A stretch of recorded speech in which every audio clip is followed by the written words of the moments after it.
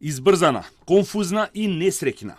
Ова се оценките на представниците на културната сцена за изјавата на министерката за култура Бисера Костадиновска-Стојчевска, која вчера, по бурните реакции, се обиде да се дообјасни и делумно ретерираше од првичниот став кој беше да се твори во духот на она што ќе го орасположи народот и публиката, а историјата да не биде затвор. Режисерот Вардан Тозија ја оцени изјавата на министерката Костадиновска-Стојчевска како избрзана и вели дека нема потреба да се крева паника околу слободата на уметничкиот израз во Македонија, за која смета дека се користи и злоупотребува во дневно-политички цели во минатото, но и денес. Мислам дека нема потреба да се мантре и паничи во овој момент околу слободата на уметнички израз, зашто таа е неприкосновена. Дури и кога таа се злоупотребува низ дневно-политички додворувања, пропаганда, на какви сведочевме во минатото, но се провлекуваат и до денешен ден, сепак авторската слобода, авторската визија смее да се критикува, но никако да се цензурира. Затоа и не ме потресе многу избрзаната изјава на министерката, ниту пак нешто ме трогна нејзиното ретерирање. Повторувам, нема потреба сега за квази патриотски крешенда, овие зборови може слободно да се пуштат низ вода. Режисерот Даријан Пејовски ја оцени изјавата како несреќна. За него проблем е што се кратат парите за филм во време кога македонскиот филм има успеси на меѓународната сцена.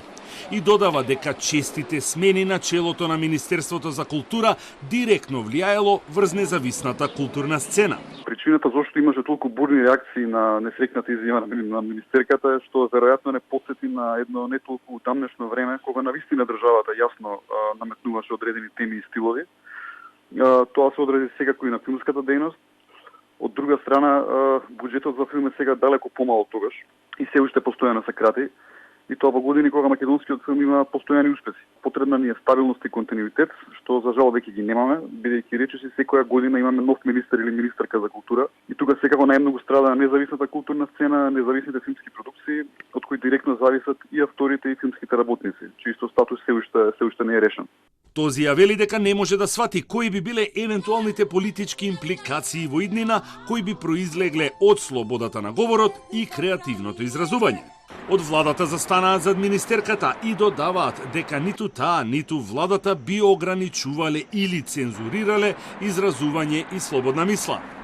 Оттаму додаваат дека во протоколот нема дел кој се однесува на уметничкото изразување и неговото евентуално ограничување. Министерката вчера имаше изјава во која појасни дека воопшто не станува збор за цензура. Намерата на изјавата апсолутно не е да се насочува или ограничува. Напротив, интенцијата секогаш била и ќе биде поддршка на слободната мисла и изразување. Како што напомене министерката, цензурата е феномен кој се коси со демократијата и слободата на говор во која денес како општество уживаме. Слободата на уметникот е неприкосновена и никој не може да ја ограничи. Тоа е став и на владата. Ви укажуваме и дека во протоколот, подпишан со Република Бугарија, не постои дел кој на каков било начин ограничува слобода на уметничко изразување. Изјавата на министерката Костадиновска-Стојчевска, а потоа и нејзиното дообјаснување е повод за нова рунда на препукувања и обвинувања меѓу опозицијската ВМРО-ДПМН и владеачката СДСМ.